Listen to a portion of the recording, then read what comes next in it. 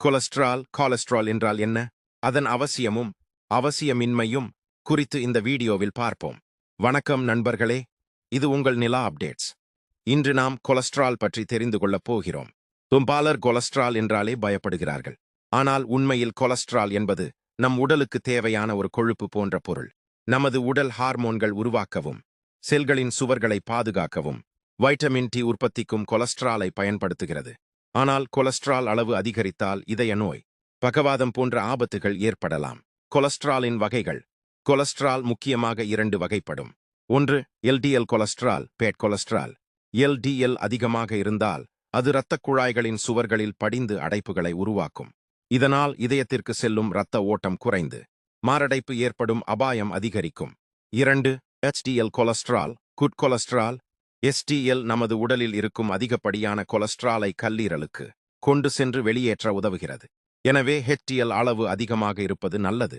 Cholesterol ஏன் அதிகரிக்கிறது? Cholesterol அதிகரிக்க முக்கிய காரணங்கள்: அதிக எண்ணெய் மற்றும் ஜங்க் உணவுகள், உடற்பயிற்சி இல்லாமை, உடல் பருமன், புகைப்பிடித்தல், மது அருந்துதல். மரபணு காரணங்கள்: நீரிழிவு மற்றும் உயர் இரத்த அழுத்தம். கொலஸ்ட்ரால் அதிகரித்தால் என்ன அறிகுறிகள்? பெரும்பாலும் கொலஸ்ட்ரால் அதிகரிப்பதற்கு நேரடி அறிகுறிகள் இருக்காது. அதனால் இதை சைலண்ட் கில்லர் என்றும் கூறுவார்கள். இதை அறிய ஒரே வழி இரத்த பரிசோதனை செய்வதுதான். கொலஸ்ட்ராலை எப்படி கட்டுப்படுத்தலாம்? தினமும் குறைந்தது 30 நிமிடங்கள் நடைப்பயிற்சி செய்யுங்கள். காய்கறிகள், பழங்கள் மற்றும் நார்ச்சத்து நிறைந்த உணவுகளை அதிகம் சாப்பிடுங்கள். பொரித்த உணவுகளை குறையுங்கள். புகை மற்றும் மதுவை தவிர்க்குங்கள். உடல் எடையை கட்டுப்பாட்டில் வைத்திருங்கள். மருத்துவர் பரிந்துரைத்தால் மருந்துகளை முறையாக எடுத்துக்கொள்ளுங்கள்.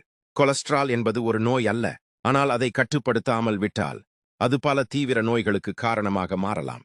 சரியான உணவு முறை, உடற்பயிற்சி மற்றும் காலந்தோறும் மருத்துவ பரிசோதனை மூலம் கொலஸ்ட்ராலை கட்டுப்பாட்டில் வைத்திருக்கலாம். இந்த வீடியோ பயனுள்ளதாக இருந்தால் லைக் செய்யுங்கள், ஷேர் செய்யுங்கள். மேலும் இது போன்ற ஆரோக்கிய தகவல்களுக்கு சப்ஸ்கிரைப் செய்ய மறக்காதீர்கள். ஆரோக்கியமா வாழுங்கள்.